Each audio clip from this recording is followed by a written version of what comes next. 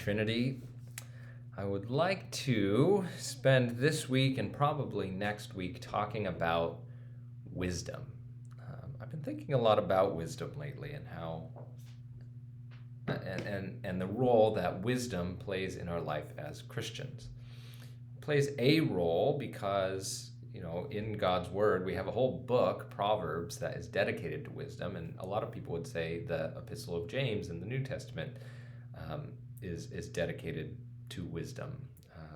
Certainly in the passage we'll turn to tomorrow in chapter 1, James does tell us to seek wisdom. Wisdom is not the same thing as prophecy, because in Proverbs it will say, when a person does this, they can expect this. It's not prophecy because sometimes a person will do this and that doesn't happen, and that does not mean that Proverbs has been proved to be wrong. To obey God's word, where Proverbs says this is wise, is still wise. And even if sometimes other people's sin prevents wisdom from leading to happiness, that does not prove God's word wrong. So wisdom is different than prophecy because it's not saying this will happen and God's reputation depends on it. Wisdom and foolishness are also not the same thing as righteousness and sin. Sometimes God uses Proverbs and parts of his word about wisdom not to tell us what is right and wrong, but really what is wise and foolish, what is good to do because it lines up with God's wisdom and it is likely to end up in the good things God designs us for. And what is foolish to do because it really gets in the way of the good things that God has designed us for. They're connected because it is foolish to sin, but not the exact same thing.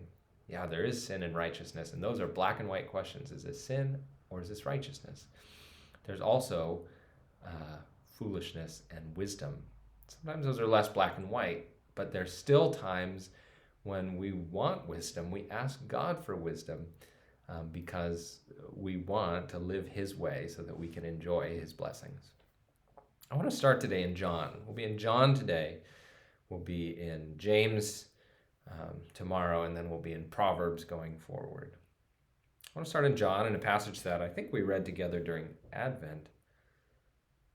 No, that doesn't make sense. We read together at some point last year, but in this exchange between Jesus and Pilate in John 18:37 and 38, Pilate says to Jesus, "So you are a king?" And Jesus answers, "You say that I am a king. For this purpose I was born, and for this purpose I have come into the world to bear witness to the truth.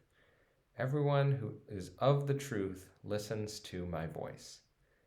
Pilate said to him, "What is truth?" After he had said this, he went back outside to the Jews and told them, "I find no guilt in him." It's so interesting to me that this conversation between Jesus and Pilate ends with this question, what is truth? And Pilate thinks he's so clever. He thinks he's asked this clever question. Jesus has said, "Everyone who is of the truth listens to my voice." He said, "I bear witness to the truth." And Pilate thinks just by raising this question, he has put Jesus to silence. Well, what is truth? And he goes outside and moves on, and he thinks he has won this conversation because he asked a clever question. But in hindsight, who was the fool? Not Jesus. There was actually an answer to Pilate's question. Jesus just didn't bother to try to convince Pilate of it because he knew Pilate wasn't going to hear it. What is truth? Exactly what Jesus had just said it was. Whatever he bears witness to, he is the truth. And oftentimes today, I think people are uninterested in wisdom because they think that if they pose a clever question, they've won the argument. And maybe we can't know what's true. Maybe we can't know what's wise. Well, we're going to turn to James, and we're going to turn to Proverbs and find that for people who know God, that is not true. Life can seem confusing, and sometimes life really is complicated.